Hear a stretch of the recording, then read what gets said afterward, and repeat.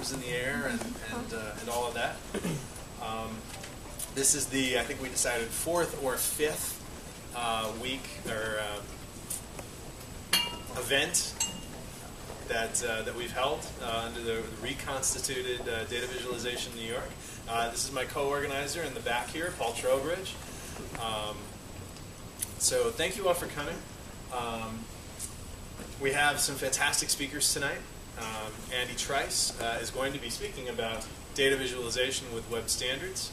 And after that, two fine fellows from, do you pronounce it EPAM or EPAM? EPAM, okay, are going to be speaking about some fantastic work that they have done, and I'm going to let them tell you more about it. And I'm just going to bookend tonight's presentations with two things.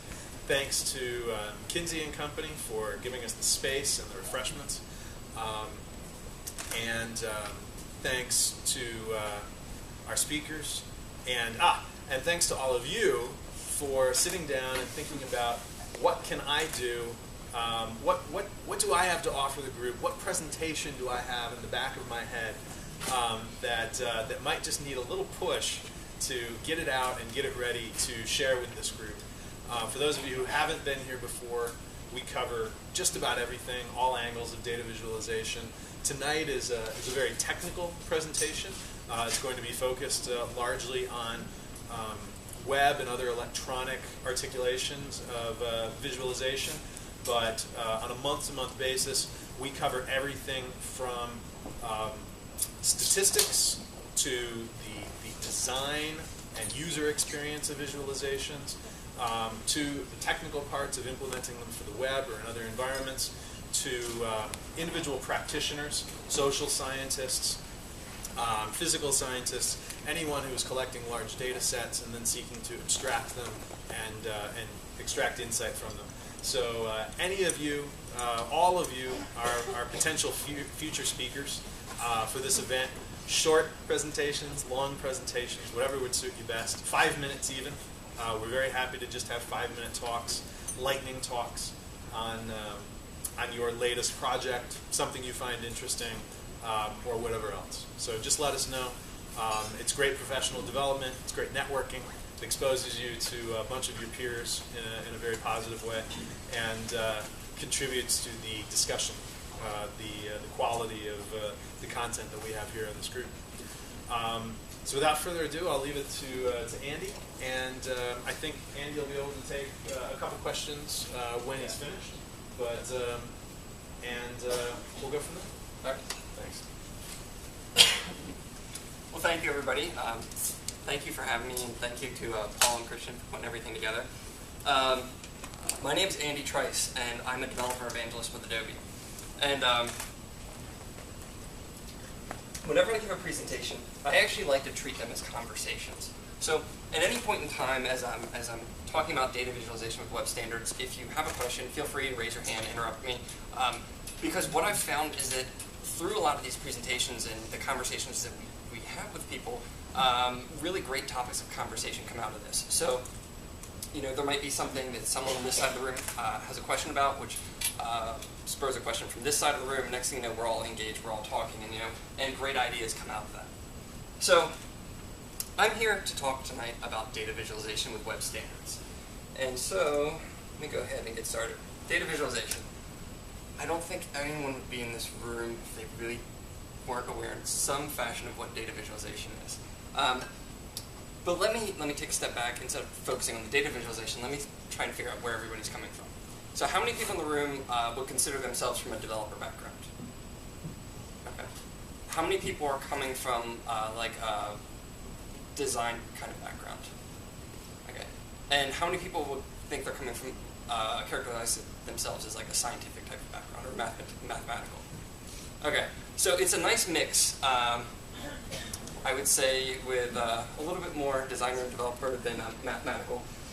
So the content of my presentation is going to be fairly technical. I'm going to talk about kind of the nuts and bolts of how you create interactive visual scenarios, essentially, that allow you to represent data inside of a web browser. I'm going to talk about the underlying technology, the techniques that you go about building these types of interactions, making them rather than static, actually interactive, so that people can do fancy things with them. But I'll try not to get so technical that the people who aren't necessarily technically focused don't understand what I'm talking about. So with that said, data visualization to me is a visual representation of data information. It's a way to put together shapes or numbers or whatever it is in a visual fashion to clearly express an idea.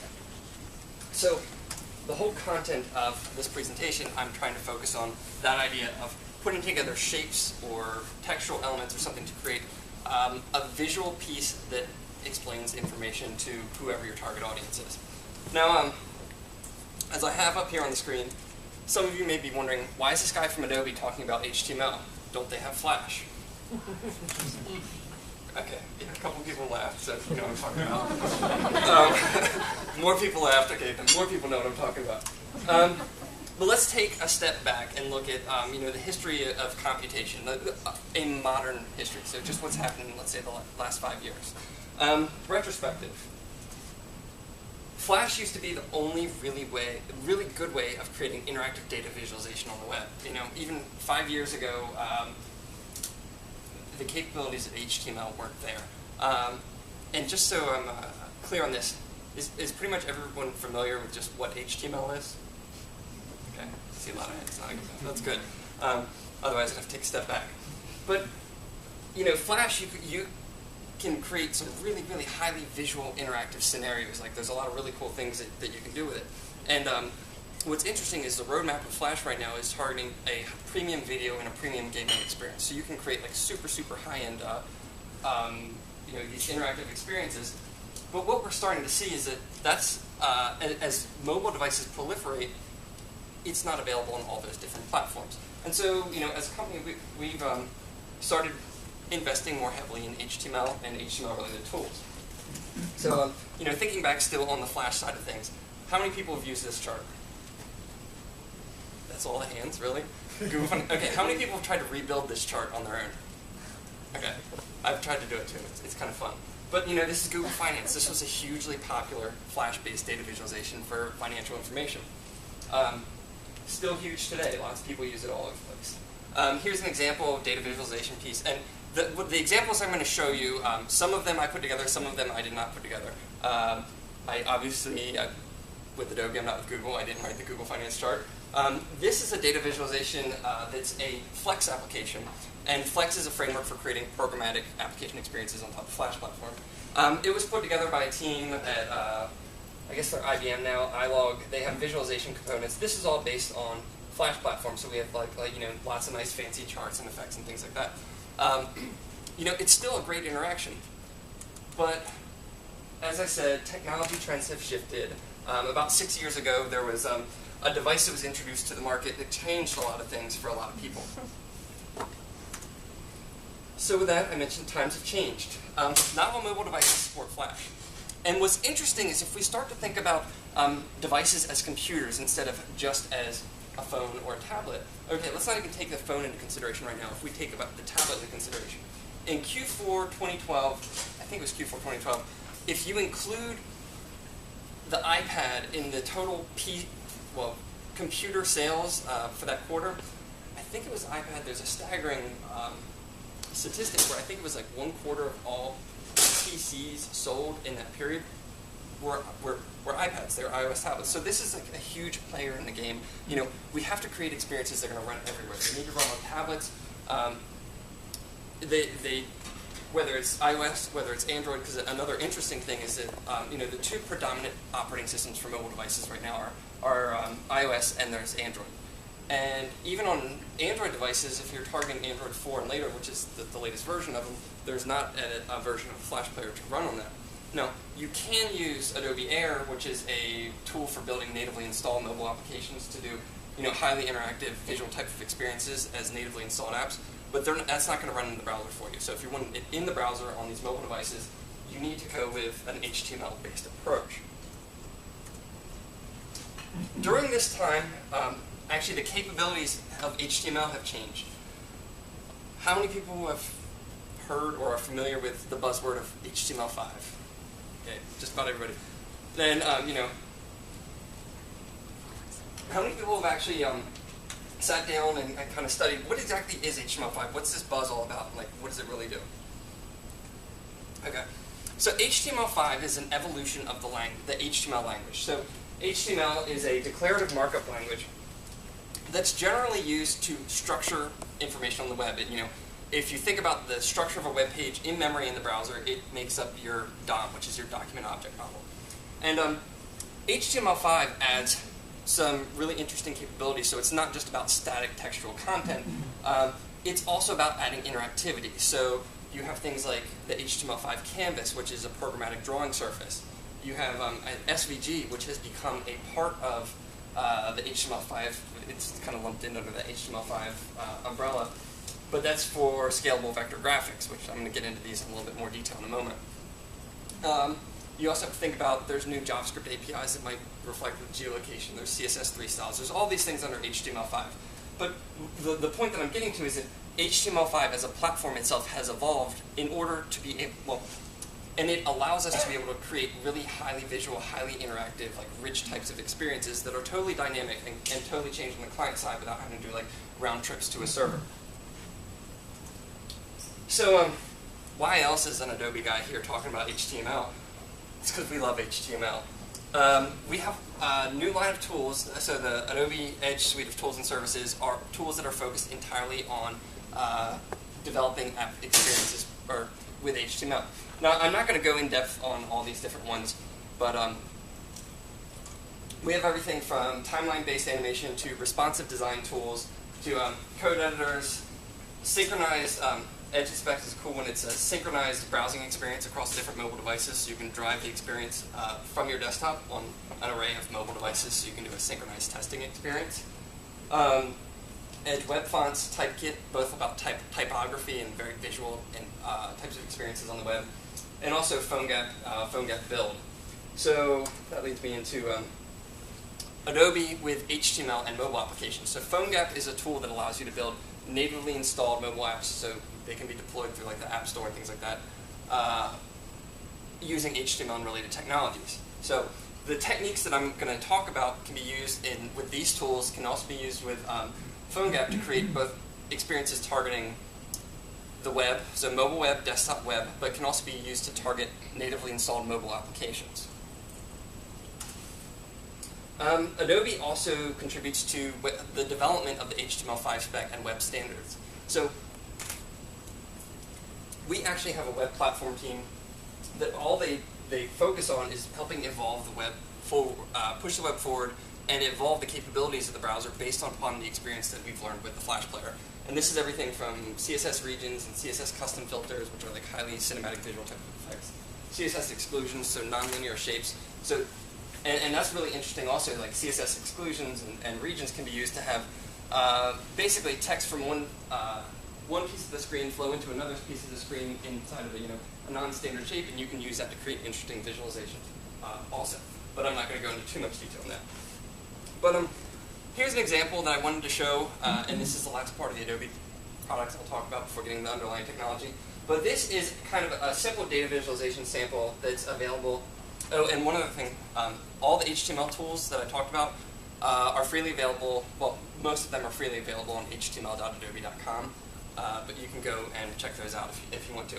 But here's an example that was created using Edge Animate, which is a timeline-based animation tool for HTML experiences. And I'll go ahead and click on North America. It's going to zoom in, and it's going to do a small chart that you see here on the left-hand side. And this is mobile browser market share. I don't remember what the date they actually captured this data was for. But this is an interactive experience that you can see. It's animated, it's visual. I can go and click on different regions. The data zooms in and out. But this is entirely built with, it's visualized in HTML, CSS, JavaScript, and it's built using the Edge Animate tool. So I just wanted to show you that to kind of give you an idea of what you can do with the Adobe tools. And now I'm going to start talking about the underlying technology. So I mentioned that, how do we actually go about visualizing data? And let's start with the most primitive aspect of getting information on the screen in a non-text format, and that's an image, standard image tag. Anyone who's done HTML before has probably used the image tag, and basically what you're doing is you're requesting data from a server. You hit a URL, it returns you an image, you can do it dynamically generated from the server. But you know, there's not a lot of wow factor to this. It's not interactive. It requires a server round trip. So there's no wow. An example of it is the Google image charts, which is actually deprecated. They're not going to continue supporting it going forward. But this is the most fundamental aspect of how do you start displaying information. Nobody gets excited about this. It's been around since the 90s when the internet came to be.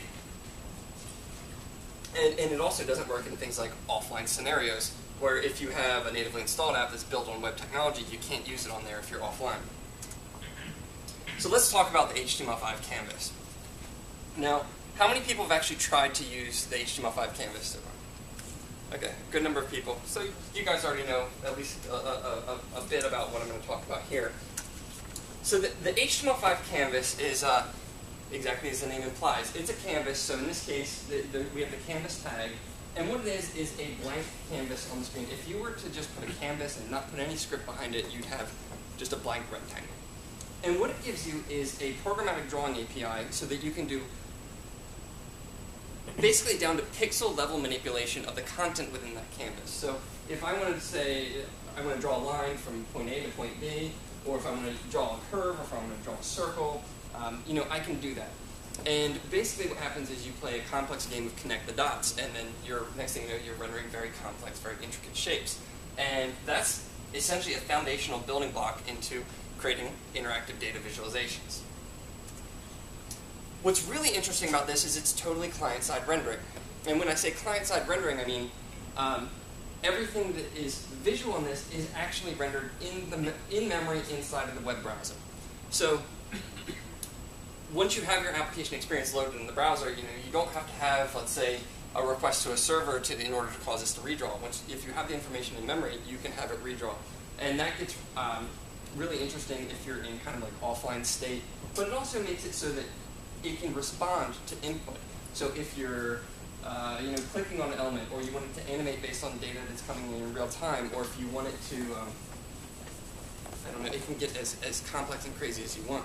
I'm talking about the data visualization kind of scenario, but if you've ever seen a lot of really highly visual interactive HTML games, a lot of them use HTML5 canvas, and you have characters running around the screen, explosions, whatever. It can be a very, very powerful medium for interactive graphics.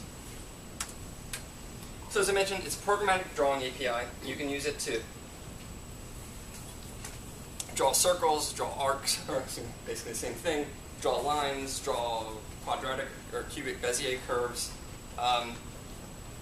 You can also get down to setting at the individual pixel level. So let's say if I have 200 by 200, I want to say, oh, I want the pixel at 50 by 50 to be red. And if you're getting down to that really low level pixel level manipulation, you can get very, very, very fast processing speed and render a lot of data that you might think unimaginable in the browser.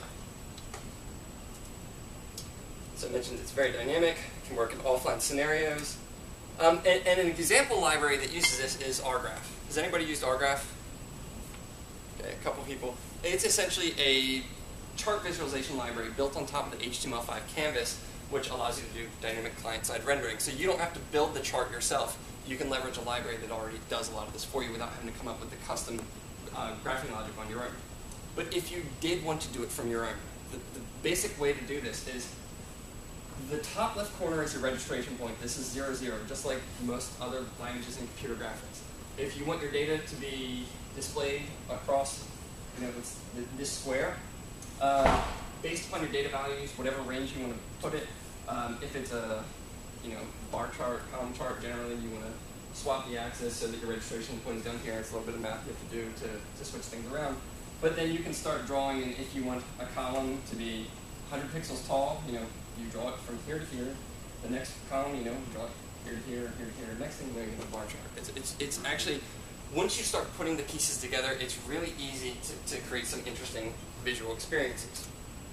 Now, I mentioned a bar chart, well, a column chart in this case, and here's the code that does it. I've kind of cut out all the specific stuff where you have to get a reference to the canvas first, but this is JavaScript, and what I'm basically doing is I'm looping over an array. For each data point, I'm calculating the x position, which is the increment, which is the number of columns. I'm calculating the height, which is the height based upon the data that's passed in. And I'm calculating the offset from the top, because we want it to be aligned along the bottom. And then once I have the x position, the y position, and the height, I'm going ahead and just filling a rectangle and then doing a stroke rectangle based upon the x position, the y position. Then, okay, the width, which in this case, there's a little calculation happening here to programmatically determine how wide I should make it. And then the actual height of the bar. So just by looping over this, doing a really fairly simple operation, it's gone ahead and programmatically created this column chart that you see right here.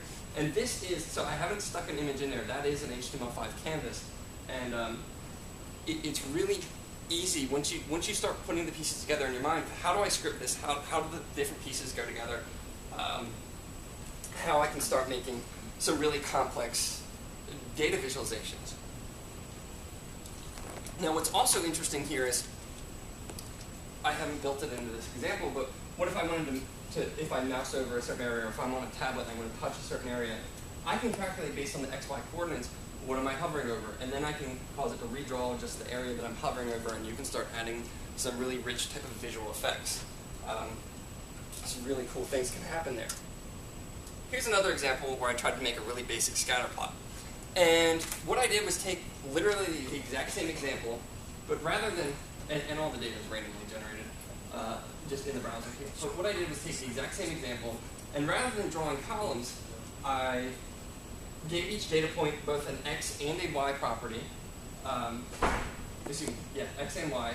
And then all I did was calculate, based on the range here, where should a circle be drawn for each given data point. And all I'm doing is setting begin path, which is part of the HTML5 Canvas API. And that leads me into another kind of topic. With the canvas, you can set what are called paths, which is a series of instructions that once you fill them or once you stroke them, it will go ahead and it will render everything that you've put into that path. So I'm beginning a path, then I'm drawing a bunch of arcs, so a bunch of circles. I'm setting the XY position, setting the radius, and then also saying it draw a full 360 degrees. And then once I've looped over all of them, or excuse me, for each iteration of the loop, draw the arc, I fill it, I set a stroke on it, and that ends up with what you see here. So there's kind of a light semi-transparent red, looks kind of pink with a black stroke around it. And now there's other code in this example where I've looped over and put some grid lines in based upon the range here. I think the ranges in them were from 0 to 10 or 1 to 10. But you can get the idea that using a very simple set of instructions, you can programmatically create visual elements that can be used to create a much more complex picture. Now, these are really, really basic examples of a really simple column chart, a really simple scatter plot. But now let me show you something else. So this is an example I put together just to kind of see how far can we push a HTML5 canvas. And what it is a scatter plot that has 10,000 data points. This is totally rendered inside the HTML5 canvas. And it's not only a scatter plot with 10,000 data points, but we've also got a histogram so we can see the density of the distribution of each individual point. Now, this is totally rendered client-side. And what's kind of cool about this is I can also go ahead and, let me just zoom in. You can see I can redraw. I'm zooming on different pieces of data. And when I say we can make things interactive, like this is what I'm saying, where you can make it very, very interactive. So basically, just by clicking on it, I'm gathering XY positions, and by knowing the range of data that is in my current viewport, I can say, oh, I can determine if I have a rectangle from here to here, and I know that this one is from 39.3 to 45.38, calculate the percentage of this X position corresponds to 41 and some change, or whatever, and you can then zoom in on that particular area. You reset the viewport of where you're trying to draw and just redraw it. And the way that I'm able to render that many pixels that fast, if you're trying to do like move to line 2 or draw rect or draw arc, you're not going to be able to do 10,000 data points because the instructions that it takes to render all that would be very computationally expensive. When you want to get really high performance, this is a case where I'm setting individual pixel values. And I can jump into the code for this. But before I do that, I want to actually show another instance of this. So how many people think 10,000 data points is a lot to render in the browser? Okay, not that many people. Oh, come on. I thought I had a better example than that. How about 1 million? And I can also take that and zoom in. And so all the data for this I've actually randomly generated with a bias to 0, 0, so it's more dense down here as opposed to, let's put it 100 by 100. But basically, if you have real meaningful data and not my randomly generated mess, you can start to get a very, very powerful visualization type of scenario. It's highly interactive. You can drill down into it. Oh, wait a minute, look, it works in a web browser. So if I put it on a server, all of the billions of machines that are connected to the internet, as long as they support HTML5 Canvas, can now interact with this. That means it runs on my iPad, it runs on my desktop computer, it runs on my Android tablet, it runs on my phone. Now, 1 million data points might tax a phone. Don't doubt that. But this actually runs really well on, I have an iPad too, it runs great, even the 1 million data points example. The longest part of it is actually generating the data, and if it was using real data, the longest it would take for 1 million data points is actually serializing that data to the client, so getting that data onto the client so it can be rendered, not the actual rendering process. So, does anybody want to jump in and see the code, how that works? Okay. And I'm going to be making this, well, most of this presentation is actually already on my blog, but I'm going to be making this presentation available on my blog also, so that if you want to see all of it, it's free to download. You can check it all out. So let me jump over to... So I mentioned Adobe has some tools. This is Adobe Edge Code, which is a HTML code editor. Actually, let me jump back down here. And pause the jump. So this is the 10,000 data, or no, sorry, that one wasn't 10,000, that was 50,000. Is that more impressive than 10,000? Okay. So you can see when it initializes, I'm just looping over 50,000 iterations, generating a random value for each point between X and Y. And there's not a lot in my actual HTML, or my... Can you guys read that, first of all? So, I'm generating the data randomly. If I scroll down, if I don't do it too fast here, you can see that in here, where is my chart? Oh, I must be creating it programmatically. I haven't looked at this code in a while. But let me actually jump to my chart here. Okay, so here I have it. I'm generating some HTML. Inside that HTML, I have different labels. I also have a chart here somewhere. Sorry, my canvas. So here, and then in this example, I'm using jQuery. So jQuery is a library that allows you to easily manipulate the HTML DOM without a lot of extra scripting. It abstracts some of the complexities between browsers away from you, so you don't have to worry about it. So what happens here is I'm actually creating a canvas instance just by generating an HTML string, creating the canvas, appending it to the HTML DOM, and then I'm calling my render function. And in my render function, it'll go through a couple steps. So here's my render function. The first thing that it does is we get the width and height. We calculate the actual chart width and height because if you notice there's a border on either side that's used for labels and also for the histogram. Sets a fill on it that's completely white. And then I'm getting, I don't remember why I've done that. But it goes through a couple different steps and it'll put in the grid lines that were used in the, as the background of the chart. Let me jump back over here so you can see. So